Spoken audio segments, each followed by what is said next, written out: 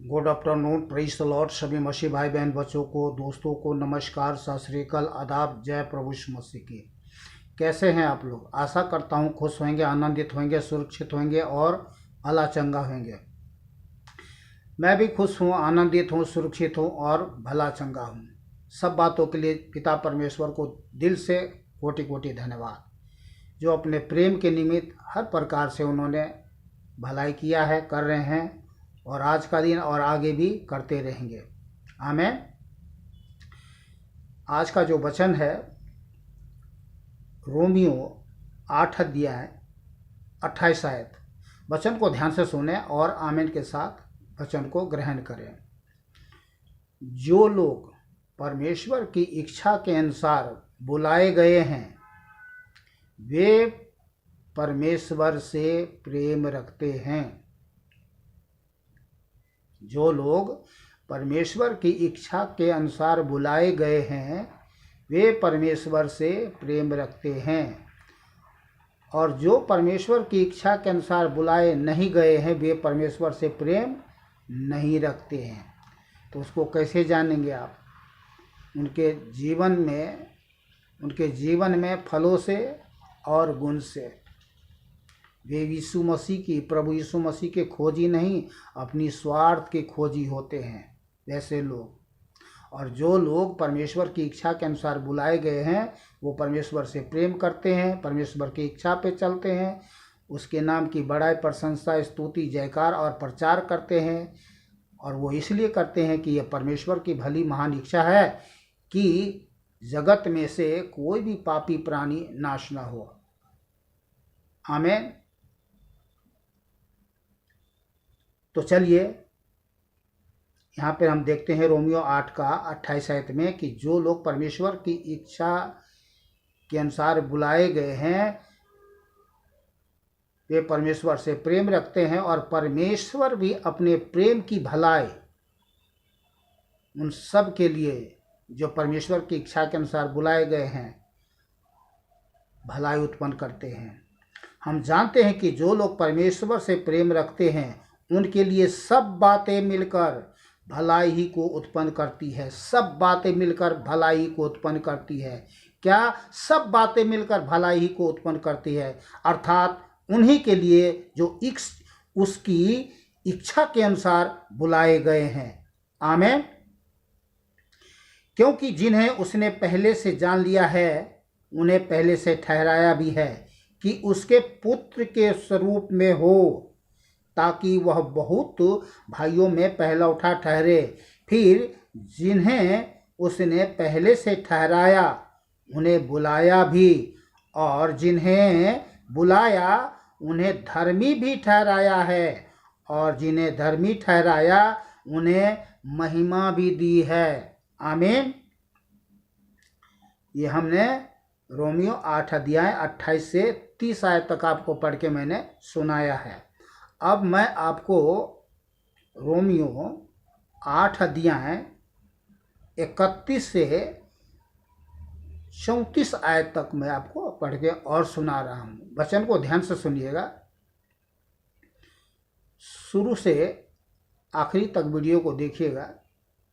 कोई बड़ी वीडियो नहीं है, लंबी वीडियो नहीं है, छोटा ही वीडियो है, और इसको ध्यान से वचन को सुनिएगा।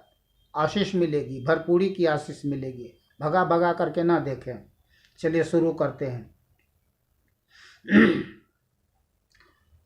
अतः हम इन बातों के विषय में क्या कहें? यदि परमेश्वर हमारी ओर है तो हमारा विरोधी कौन हो सकता है? कोई नहीं। तो पहला, परमेश्वर हमसे प्रेम करता है। दूसरा, वह हमारे पक्ष में है। आमीन। तीसरा, जिसने अपने निज पुत्र को भी ना रख छोड़ा परंतु उसे हम सब के लिए दे दिया। क्या कर दिया? हम सब के लिए दे दिया। वह उसके साथ हमें और सब कुछ क्यों ना देगा?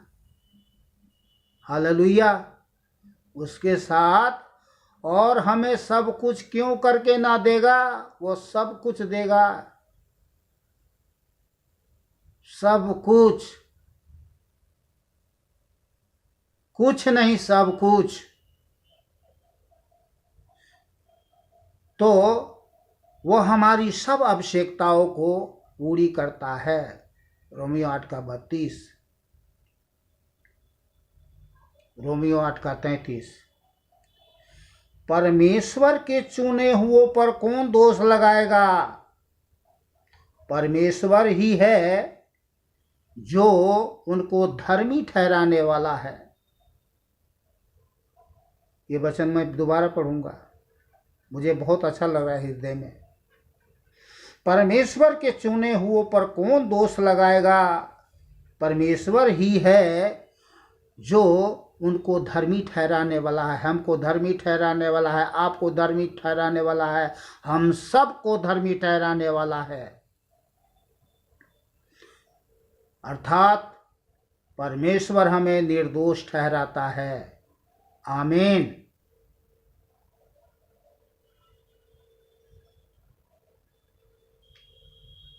रोमियो 8:34। फिर कौन है जो दंड की आज्ञा देगा? मसीह ही है जो मर गया, वरन मुर्दों में से जी भी उठा और परमेश्वर की दाहिने ओर है और हमारे लिए निवेदन भी करता है। हमारे लिए निवेदन भी करता है। वह हमेशा हमारे लिए निवेदन करता है, प्रतिदिन हमारे लिए निवेदन करता है, क्योंकि वो हमसे प्रेम करता है। वो प्रेमी, भला, दयालु, अनुग्रहकारी, करुणामय परमेश्वर है। और आगे मैं आपको एक आयत पढ़ के और सुनाऊं, एक नहीं बल्कि मैं आपको 39 आयत तक मैं पढ़ के सुना दे रहा हूं आपको। पूरी भरपूरी की शांति मिल जाएगी आपको। जैसा लिखा है, तेरे लिए हम दिन भर घात किए जाते हैं, हम बध होने वाली भेड़ों के समान गिने गए हैं।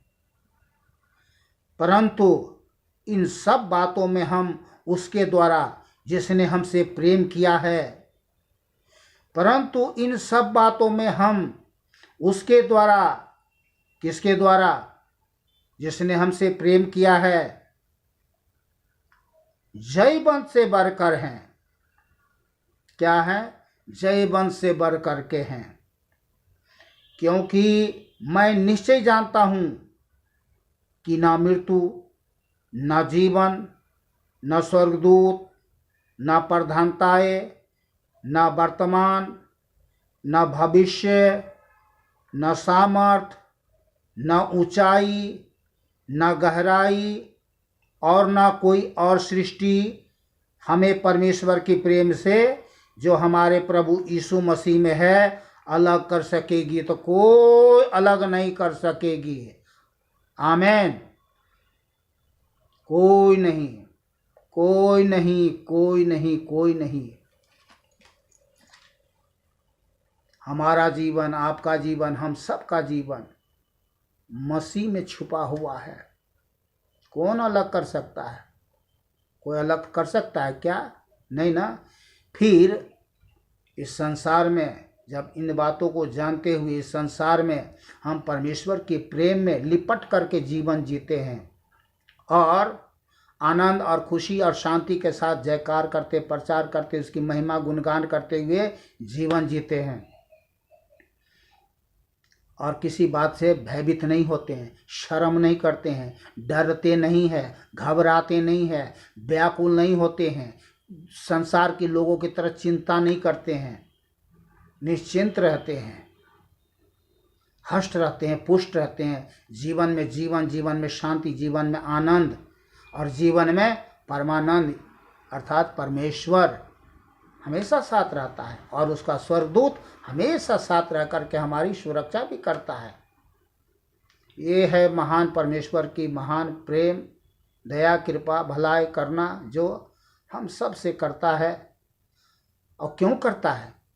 हमने क्या कर दिया? हमने कुछ नहीं किया, हमने केवल विश्वास किया। हमने केवल विश्वास किया और विश्वास करने के द्वारा परमेश्वर ने हमारे अधर्म को, पाप को, श्राप को, बीमारी को, हारी को, लाचारी को, गरीबी को, दुख को, दरिद्रता को, शैतान के बंधन को तोड़ दिया, शैतान के बंधन से छोड़ा लिया, नरक से बचा लिया और नया जीवन देकर अपना बेटा बना लिया, अपना बेटी बना लिया, दास बना लिया, दासी बना लिया। सदा काल का जीवन, सदा काल का घर, सदा काल का सुख, सदा काल का शांति, सदा काल का आनंद दिया।